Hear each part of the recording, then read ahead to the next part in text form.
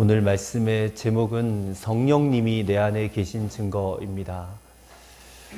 복음 중에 복음이 있다면 하나님이 우리를 사랑하신다라는 것입니다.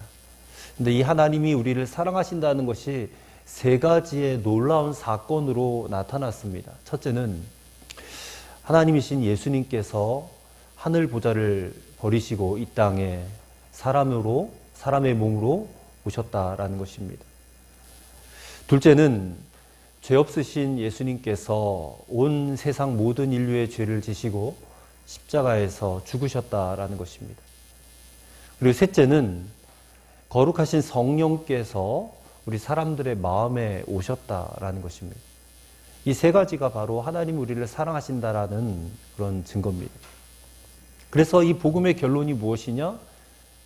예수님께서 내 안에 계신다라는 겁니다. 물론 십자가와 부활은 복음의 핵심입니다. 근데 그것으로만 끝나면 결코 복음이라고 말할 수가 없습니다. 예수님께서 십자가의 죽으심으로 우리의 모든 죄의 문제가 해결이 되었습니다. 또 예수님이 부활하심으로 당신이 그리스도이시고 하나님이시다라는 것이 증명되었습니다. 그리고 승천하셨어요. 근데 우리가 거기까지만 알고 머물러 있으면 안 됩니다.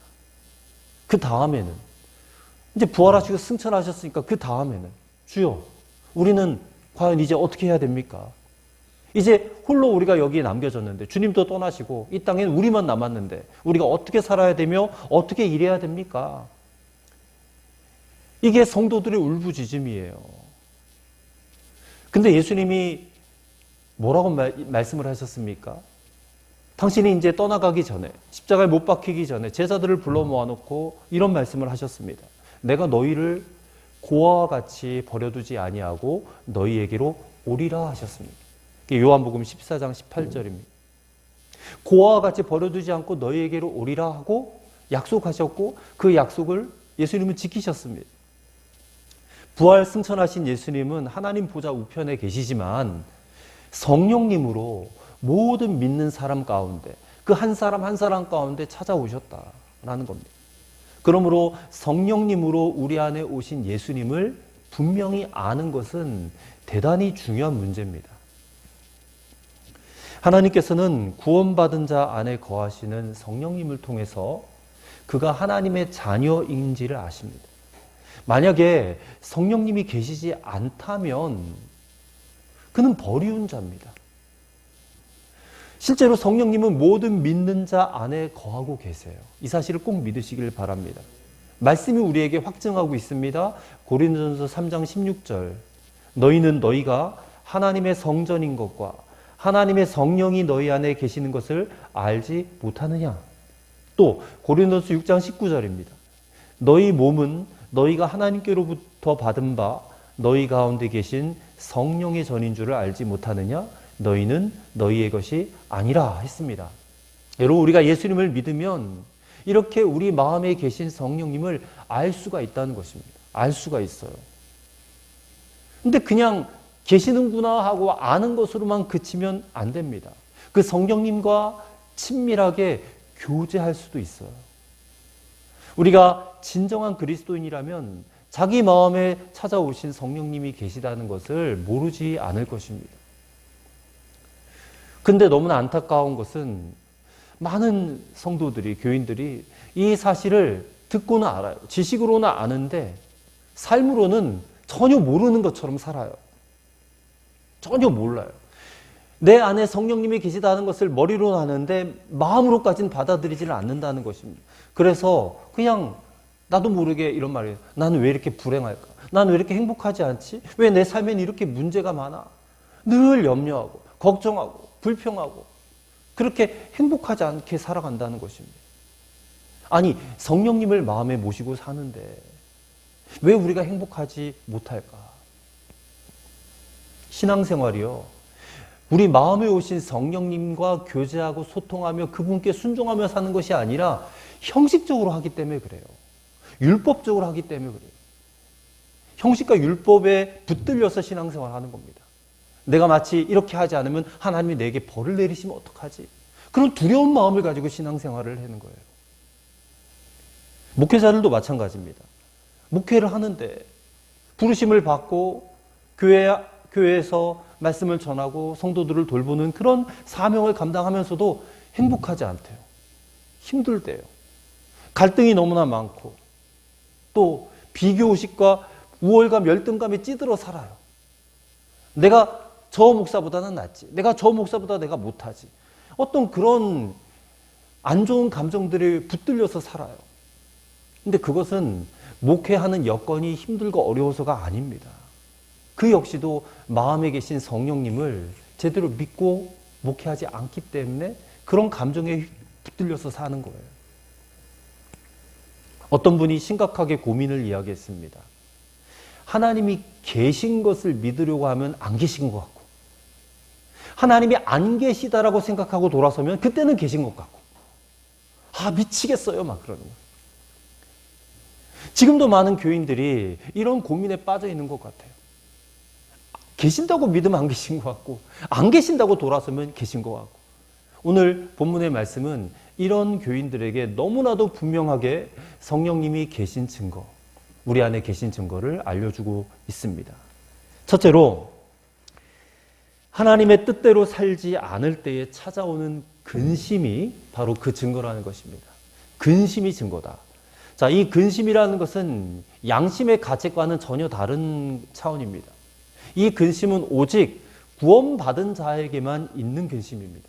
우리가 경건하지 못한 삶을 살 때, 예배 생활과 기도 생활에 문제가 생겼을 때에, 또 용서하지 못하고 사랑하지 못할 때에, 그게 누가 지적하고 말하기도 전에 마음에 책망이 들어와요. 근데 그 책망이 누가 주는 책망이냐? 우리 안에 계시는 성령님의 책망이에요. 근심이에요.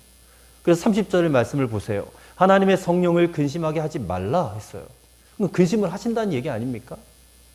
근데 그 앞절에 25절부터 29절까지의 말씀을 보시면 사도 바울이 이 에베소 교인들에게 여러 가지 책망과 권면을 해요. 25절부터 29절을 제가 빠르게 읽어보겠습니다.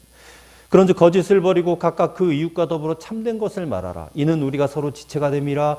분을 내어도 죄를 짓지 말며 해가 지도록 분을 품지 말고 마귀에게 틈을 주지 말라.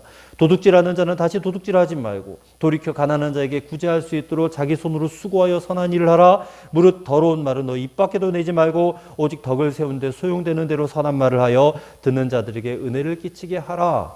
보세요. 여기 지금 에베소 교인들이 거짓을 많이 했다는, 거짓말을 많이 했다는 거예요. 그래서 거짓을 버리라. 분을 많이 냈다. 화를 많이 냈다는 거예요. 그래서 분을 내도 죄를 짓지 마라. 해가 지도록 분을 품지 말라. 다시는 도둑질하지 말아요. 도둑질을 많이 했다는 거예요. 더러운 말은 너 입 밖에도 내지 마라. 더러운 말을 많이 했다는 거예요. 이 말씀을 하시고 나서 30절에 뭐라 그래요? 성령을 근심하게 하지 말라. 이렇게 하셨어요. 이게 무슨 뜻입니까? 25절부터 29절까지 이 말씀이 다 성령님께서 너희 마음에 하시는 말씀이다라는 거예요. 여러분, 우리가 이 말씀을 지금 처음 듣는 말씀입니까? 이미 다 잘 아는 말씀 아니에요? 우리 안에 계시는 성령님께서 늘 하시는 말씀이거든요. 성령님께서 우리 마음에서 생각나게 하신 것들을 지금 우리는 글로 읽는 것뿐이에요. 많은 교인들이 성령님이 마음에 계신 것을 믿지 못하고 성령님의 음성 듣는 것도 어려워해요. 이유는 성령님을 육신으로만 자꾸 체험하려고 해서 그렇습니다. 성령님의 음성도 자꾸 육성으로만 들으려고 했어요. 내가 기도할 때 성령님이 내 귀에다가 뭐라고 말씀해 주셨으면 좋겠다는 거예요. 하지만 그런 음성은 육성으로, 우리의 이 육체의 귀로 듣는 것이 아니라 마음으로 듣는 것임을 아셔야 돼요. 오늘 본문에서 30절에 성령님의 근심이라고 표현했는데 이게 바로 성령님의 음성을 듣는 방식이에요. 우리가 하나님의 뜻대로 살지 않을 때에 내 마음이 무거운 것, 이게 바로 성령님의 근심이자 성령님의 음성을 들은 겁니다. 그리스도인들에게는 독특한 마음의 근심이 있어요. 우리가 주일 성수를 하지 않거나 11조헌금에 문제가 생겼거나 새벽 기도에 나가지 못할 때 누가 뭐라고 하지 않아도 마음에 근심이 생겨요. 괴로워해요. 여러분, 세상 사람들에게는 이런 근심 전혀 없어요. 세상 사람들이 주일 성수 안 한다고 마음에 근심이 있어요? 11조헌금 안 드린다고 근심이 있어요? 그거 왜 드리냐 그러지. 새벽 기도 안 한다고 뭐 그들이 뭐 마음에 불편해요? 전혀 없어요. 왜요? 구원받지 못한 자들에게는 이런 근심이 찾아오질 않아요. 성령님이 안 계시니까. 근데 구원받은 자들은 이런 근심이 생긴다니까요. 왜요? 우리 안에 성령님이 계시기 때문에. 성령님을 모시지 못한 사람들에게는 그런 문제들이 근심의 대상조차 되질 않아요. 그래서 우리는 항상 분별하고 살아야 됩니다. 성령님의 근심이 무엇인가. 그저 이게 마음이 괴로운 정도로만 그치면 안 돼요. 이것이 깨달아진다면 여러분 즉시 돌이키셔야 됩니다. 즉시. 성령님이 근심하실 때는 뭔가 이유가 있어서 그렇지 않겠습니까? 이런 성령님의 근심이 바로 성령님이 내 안에 계신 분명한 증거라는 것입니다. 증거. 어느 한 청년이 목사님에게 찾아와서 울면서 말했습니다. 세례를 받은 지 얼마 안 된 청년이었대요. 그런데 이 청년이 목사님, 저는 예수님 헛믿은 것 같아요. 제가 세례 받은 것도 다 가짜인 것 같아요. 근데 이 청년이 세례를 받을 때 마음에 결심한 것이 있다는 것입니다. 모든 죄악된 생활을 다 청산하겠다. 직장 생활을 하지만 절대 술자리, 회식자리 참여하지 않겠다. 근데 바로 그날 직장 회식에 참석을 해서 말할 수 없는 그런 부끄러운 타락의 길에 빠졌다는 것입니다. 그것 때문에 뭐 깊은 좌절감, 낙심에 빠져 있었다는 거예요. 직장생활 다 해보셔서 아시겠지만 회식하고 나면 1차, 2차, 3차 뭐 그렇게 가지 않습니까? 말할 수 없는 죄악에 빠졌어요. 청년에게 목사님이 이렇게 물었습니다. 오늘 죄 지은 일로 인해서 네가 이렇게 괴로워하는 까닭이 무엇이냐? 오늘 너와 함께 그 자리에 같이 있었던 다른 사람들도 너처럼 이렇게 괴로워하더냐? 아니요. 그들은 재미있다고 생각하고 그렇게 하루 재미나게 즐겼다고 생각하고 지금쯤 집에 들어가서 자고 있겠지요. 그런데 너는 왜 지금 이렇게 괴로워하느냐? 네가 이렇게 괴로워하는 것은 너 안에 계시는 성령님이 근심하고 계시기 때문이라는 것을 네가 왜 알지 못하느냐? 그 성령님의 근심이다. 그래서 목사님이 에베소서 4장 30절 말씀을 다시 읽어줬어요. 하나님의 성령을 근심하게 하지 말라. 그 청년이 이 말씀을 듣고 그렇게 그냥 목을 놓아 우는 겁니다. 그리고 자신이 여전히 하나님의 구원받은 자가 맞구나. 그런 분명한 확신을 회복할 수 있었다는 거예요. 구원받은 자에게는 반드시 받지 못한 자가 깨닫지 못하는 성령님의 근심과 책망이 있다는 것을 믿으시길 바랍니다. 오늘도 저와 여러분에게 하나님은 말씀하세요. 너의 경건치 못한 삶, 너의 예배 생활, 말씀 생활, 기도 생활에 대해서, 또 용서치 못하고 사랑치 못함에 대해서 그런 마음의 괴로움을 주세요. 그건 여러분 안에 계시는 성령님께서 여러분을 복되게 살게 하기 위해서 근심하고 계시다는 것을 꼭 믿으시기를 바랍니다. 이게 우리 안에 계신 증거예요. 둘째로 성령님은 우리 안에서 우리의 생각을 통해서 말씀하신다라는 겁니다. 생각을 통해서. 요한복음 14장 26절에 주님이 이런 말씀을 하셨습니다. 보혜사 곧 아버지께서 내 이름으로 보내실 성령, 그가 너희에게 모든 것을 가르치시고 내가 너희에게 말한 모든 것을 생각나게 하시리라 하셨습니다. 생각나게 하시리라. 자, 이 말씀에서 우리는 이 성령님의 음성이 생각나는 것임을 분명히 알 수 있습니다. 어떤 생각이 드는 방법으로 성령께서는 우리에게 말씀하신다는 것입니다.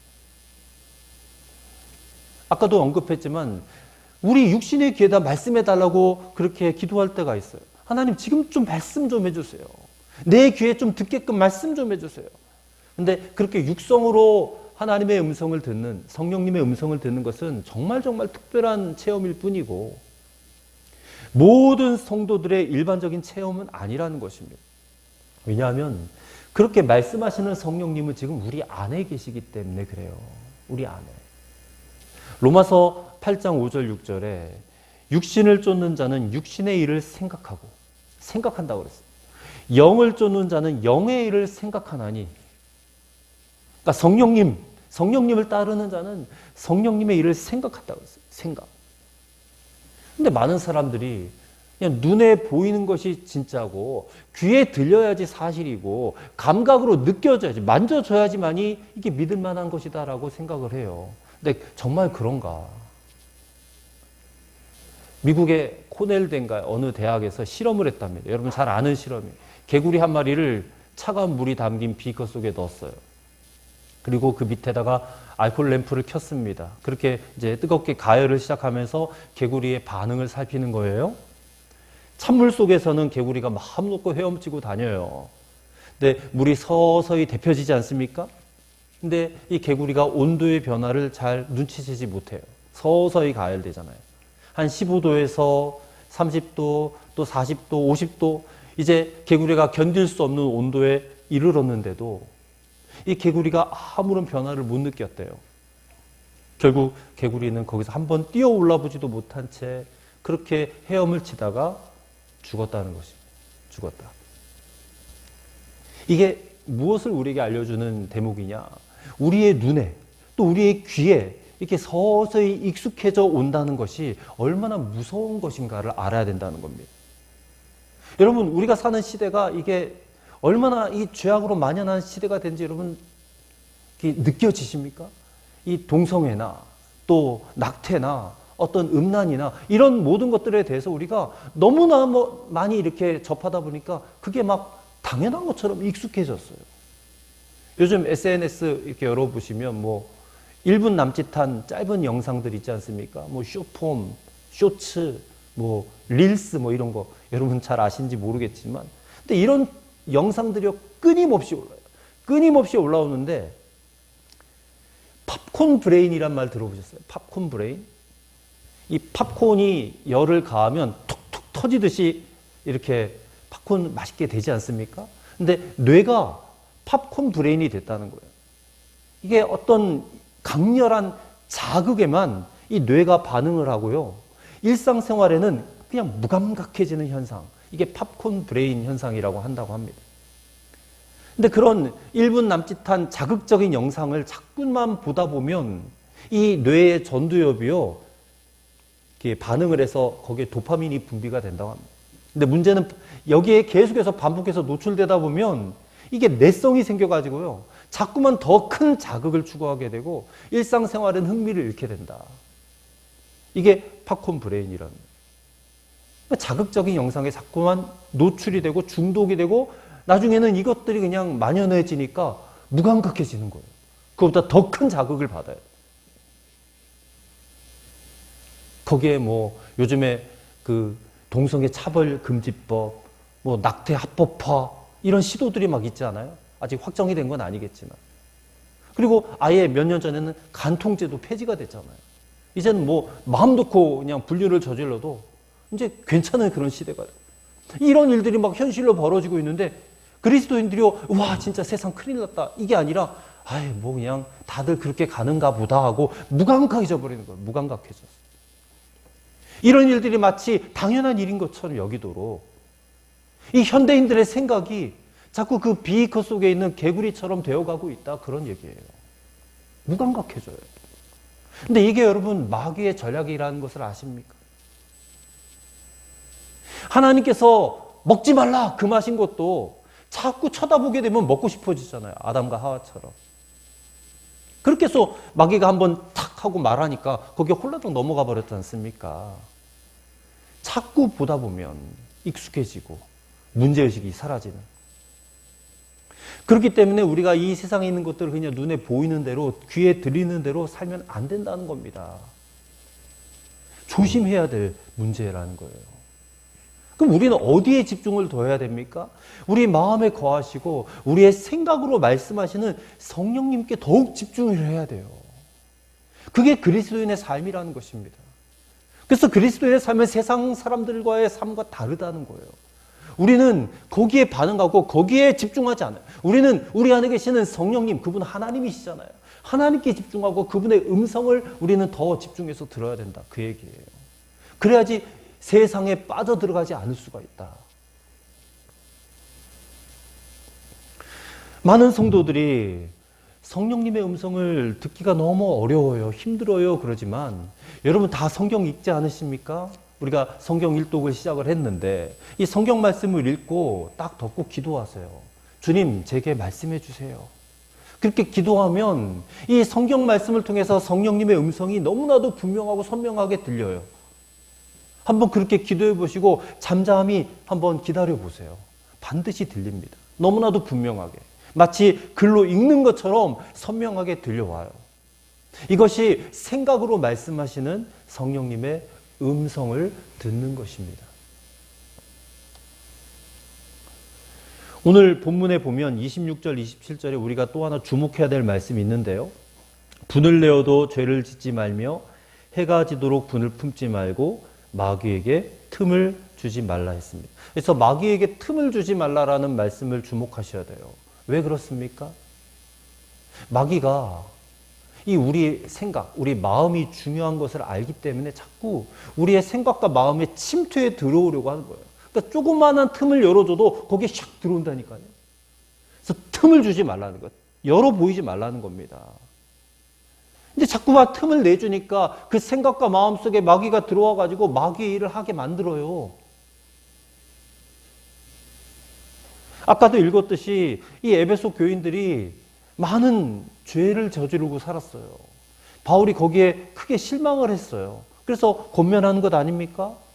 그들이 거짓말도 잘하고 화도 잘 내고 도둑질도 하고 더러운 말을 일삼는 그런 사람들이었어요. 그래서 바울이 지금 이런 말씀을 성령님의 음성으로 지금 저들에게 말하고 있는 것 아닙니까? 근데 교회인데, 교회 안에 모인 성도들인데 이 어떻게 성도들이 거짓말도 잘하고 화도 잘 내고 그렇게 음란하고 도둑질도 하고 더러운 말도 하고 그럴 수 있습니까? 마귀에게 틈을 내줬기 때문에 그렇다는 거예요. 틈을 내줬기 때문에. 그래서 마귀가 들어와가지고 그렇게 역사를 일으킨다 그 말입니다. 보세요. 어떻게 마귀가 그 생각 가운데 들어오는가. 해가 지도록 분을 마음에 품고 있으니까 그렇게 됐다는 거예요. 그게 뭐 어디 분노뿐이겠습니까? 모든 죄도 마귀가 틈을 타는 때문이에요. 틈을 타고 들어오기 때문에. 모든 거짓말, 도둑질, 더러운 말, 이게 다 마귀가 틈을 타고 들어오는 조건이 된다 그 말입니다. 가룟 유다 보세요. 가룟 유다가 예수님과 3년 따라다니면서 그 자꾸만 마귀가 주는 음성을 들어요. 왜냐하면 자기 생각과 예수님이 가지고자 하는 생각이 너무나 달랐기 때문에 마귀가 자꾸만 야, 그 길 아니야. 네가 지금 가려고 하는 그 길이 진짜야 하고 자꾸만 마귀가 속삭이는 거예요. 너 저 예수님 팔아버려. 이런 생각을 넣어줬을 때 그 생각을 떨쳐버려야 되는데 계속해서 그 생각을 품고 있으니까 결국 결정적인 순간 최후의 만찬할 때 마귀가 그 속에 들어가잖아요. 들어가서 네가 하는 일을 시행해라. 예수님이 말씀하시니까 마귀가 그 속에서 그 얘기를 듣고 나가서 예수님 팔게 하지 않습니까? 초대교회 아나니아와 삽비라 부부는 어땠습니까? 바나바가 땅을 팔아서 교회에다 헌금을 하니까 자기들도 땅 팔아서 헌금하고 싶어진 거예요. 왜? 칭찬받는 모습을 보니까 그게 부러운 겁니다. 그래서 자기들에 있는 땅을 팔았는데 마귀가 그 마음 가운데 인색한 마음을 주는 거예요. 또 거짓말하는 생각을 넣어주는 겁니다. 그 마귀를 분별하지 못하니까 한 절반만 바치고 다 팔은 거라고 이렇게 거짓말하자. 근데 그게 베드로의 무서운 책망을 듣지 않습니까? 베드로가 뭐라고 그래요? 그들에게. 어찌하여 사탄이 내 마음에 가득하냐. 사탄이 내 마음에 가득하냐. 성령을 속이고 땅값을 감추었느냐. 사람에게 거짓말한 것이 아니고 하나님께 거짓말한 것이다. 그 말을 듣는 순간 그냥 그 자리에 고꾸라져 죽어버렸단 말이에요. 이런 무서운 일들이 성경에 기록이 되어 있지 않습니까? 여러분 정말 두려운 것이 하나님께 거짓말하는 것이고 성령님을 근심하게 하는 것이에요. 이걸 두려워하실 줄 알아야 됩니다. 근데 그 원인이 뭐예요? 마귀가 주는 생각을 자꾸만 품고 있으니까 그렇게 되는 것입니다. 여러분 저와 여러분이 우리의 마음을 잘 지키시기를 바랍니다. 잠언 4장 23절에 무릇 지킬 만한 것보다 더욱 내 마음을 지키라고 했어요. 왜냐하면 생명의 근원이 거기에서 나기 때문에. 그러려면 내 안에 계신 성령님을 더 주목하고 또 그분의 음성을 자꾸만 생각으로 들으려고 힘을 쓰셔야 돼요. 전에는 우리가 생각나는 것을 들었다라고 여기지 않았어요. 근데 이제 성경을 통해서 우리가 알았잖아요. 성령님은 우리의 생각을 통해서 말씀하시는 분이시구나. 알았으니까 이제부터는 생각으로 말씀하시는 성령님께 귀를 잘 기울여 보시기를 바랍니다. 그러면 정말 어느 순간 갑자기 이 성령님의 음성이 아주 세밀한 부분까지도 들려오는 그런 일들이 여러분에게 있으실 줄로 믿습니다. 끝으로 이제 마귀에게는 마음의 문을 굳게 닫아버리고 성령님께는 마음의 문을 활짝 여셔야 된다는 것입니다. 가보진 않았지만 중국에 만리장성이라고 있지 않습니까? 만리장성을 왜 쌓았냐면 이제 북쪽에서부터 쳐들어오는 외적을 막기 위해서 성벽이요 높이가 거의 9m나 된답니다. 두께는 거의 5m가 된대요. 길이는 3,000km가 넘어요. 어마어마한 성벽이에요. 기어오를 수도 없고 무너뜨릴 수도 없고 돌아갈 수도 없는 그런 성벽인데요. 기가 막힌 것은 이 만리장성이 완성된 다음에 처음 100년 동안 이 중국이요 무려 3번이나 외적에게 침입을 당했대요. 난공불락의 성벽인데도 3번 침입을 당했대요. 그게 만리장성에 무슨 결점이 있었기 때문이 아니었답니다. 무슨 일이 있었느냐? 이 만리장성을 지키던 문지기가 뇌물을 받고 문을 열어줬다는 거예요. 뇌물을 받고 문을 열어줘서 3번씩이나 침입을 당했다. 여러분, 우리도 마음의 문을 지켜야 되는데 자꾸만 뇌물을 받고 열어주지 않습니까? 마음을 지켜야 되는데 자꾸만 속삭이잖아요, 마귀가. 야, 내가 한번 들어가자. 내가 이것 해줄게, 저것 해줄게. 자꾸 뇌물 주려고 하지 않을까요? 우리 마음속에서. 근데 그런 뇌물로 우리를 공략한다 할지라도 절대로 여러분 받으시면 안 되고 거절하시고 마귀에게 여러분의 문을 열어주시면 안 됩니다. 마귀가 주는 생각에 대해서는 굳게 문을 닫으셔야 돼요. 이 정도쯤이면 괜찮겠지. 이 정도쯤은 타협해도 되지 않겠어? 끊임없이 도전해오고 끊임없이 속삭여요, 마귀가. 근데 그게 어렵다. 눈에 보이는 문도 아니고. 도대체 그 마음의 문을 단속하는 것이 구체적으로 뭘 어떻게 하라는 얘기입니까? 때로는 여러분 우리가 우리 자신을 생각해도 놀랄 만큼 너무나도 끔찍한 생각들, 부끄러운 생각들이 일어날 때가 있어요. 행여 누가 알까 봐 두려운 생각이 들 정도로 그런 생각이 들어온다는 겁니다. 막 죽고 싶은 생각도 들어오고요. 죽이고 싶은 생각도 들어오고 슬픈 생각, 또 자기 연민, 집 나가고 싶은 생각, 온갖 음란한 생각, 이런 것들이 자꾸 마귀가 넣어주는 생각이에요. 마음에는 3가지의 생각이 있다고 합니다. 하나는 성령님이 주시는 생각이고요. 또 하나는 마귀로부터 오는 생각이고, 그리고 마지막으로는 내 생각이 있습니다. 내 생각. 이 3가지가 내 안에 섞여져 있어요. 섞여져 있어요. 성도들이라면 반드시 그렇습니다. 사도 바울이 갈라디아서 5장 16절에서 너희는 성령을 따라 행하라. 그리하면 육체의 욕심을 이루지 아니하리라고 말씀했습니다. 분별하라는 거예요. 성령의 생각과 마귀의 생각과 내 생각을 분별하라는 거예요. 우리 안에 이와 같은 3가지 생각이 막 뒤섞여 있는데 이 생각을 잘 분별하는 것이 너무나도 중요한 일이에요. 여러분 히브리서 4장 16절 한번 보시겠습니까? 4장 12절, 히브리서 4장 12절의 말씀을 보시면 이런 말씀이 있습니다. 하나님의 말씀은 살아있고 활력이 있어 좌우의 날선 어떤 검보다도 예리하여 혼과 영과 및 관절과 골수를 찔러 쪼개기까지 하며 또 마음의 생각과 뜻을 판단한다라고 그랬습니다. 하나님의 말씀이 살아있고 운동력이 있고 좌우의 날선 예리한 검보다 더 예리하다.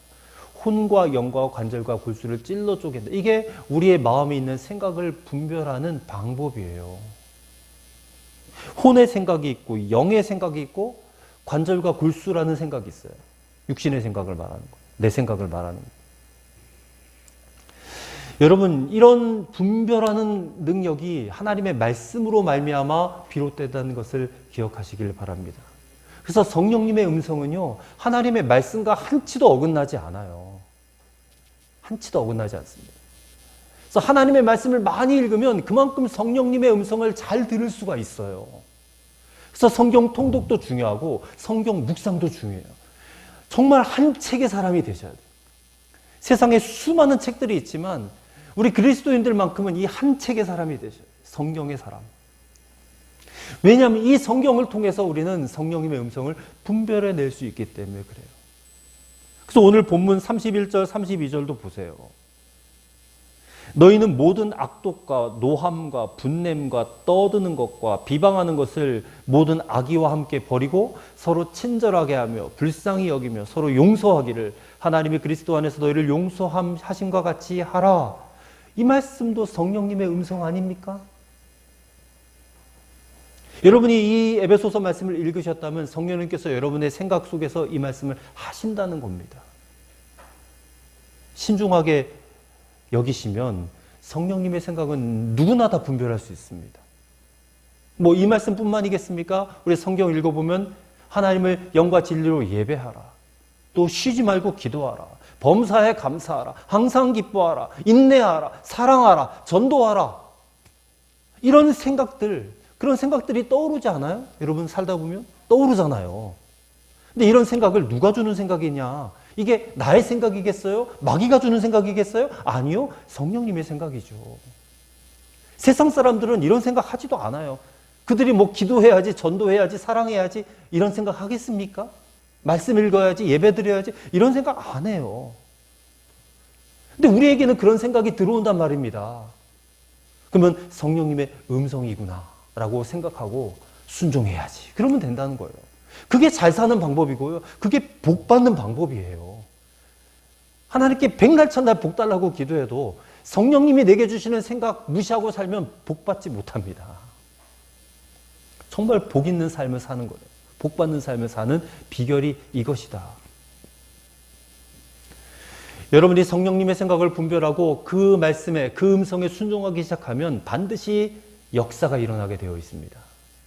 1904년 영국에 큰 영적 대부흥이 일어났던 시절이 있었어요.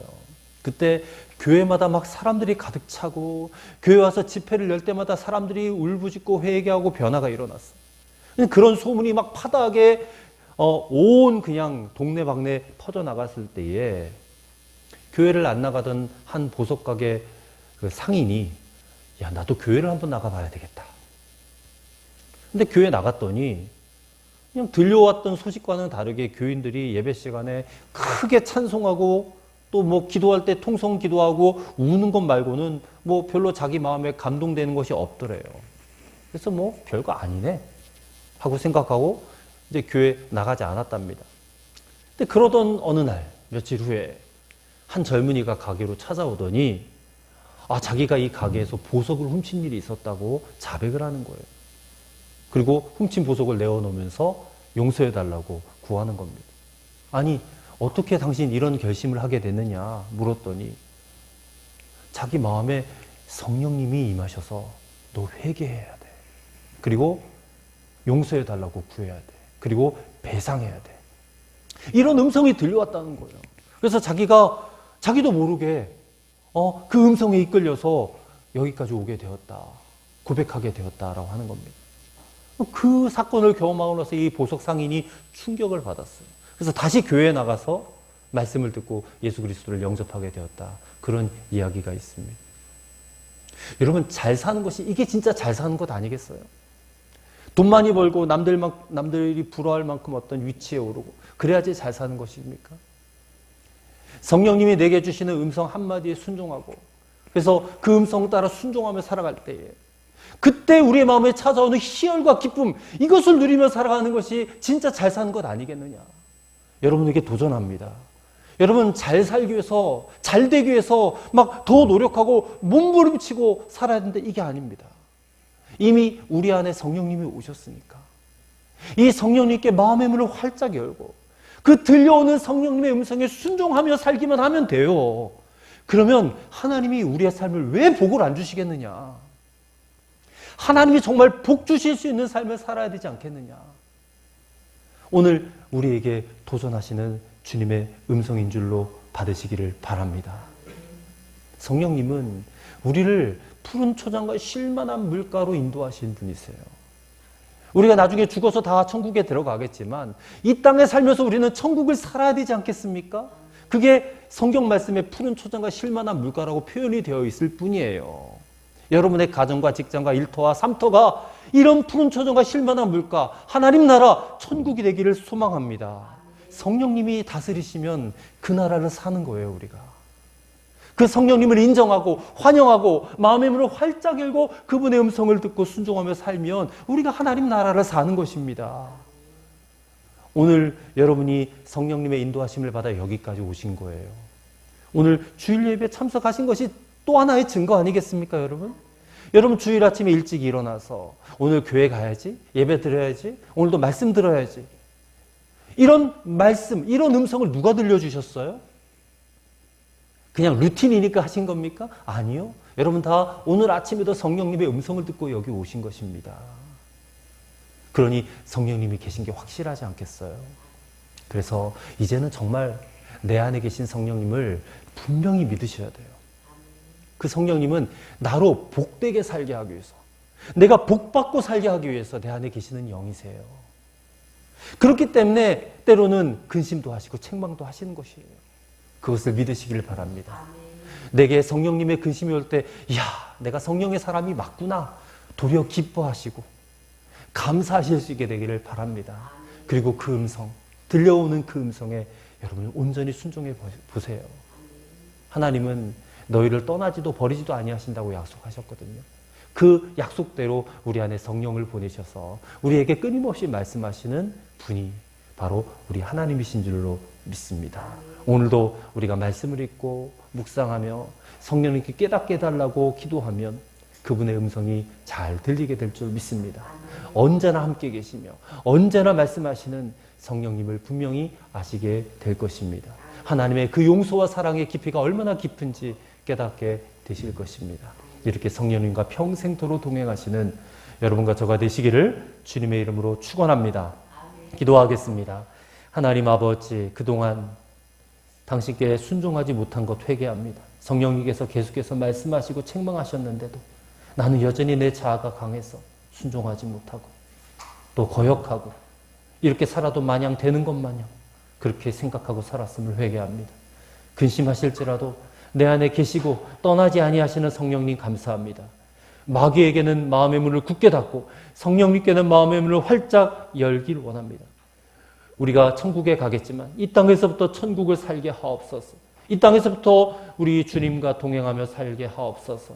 그렇게 살면서 우리가 주님이 주시는 복을 받게 하옵소서. 예수님의 이름으로 기도하옵나이다. 아멘.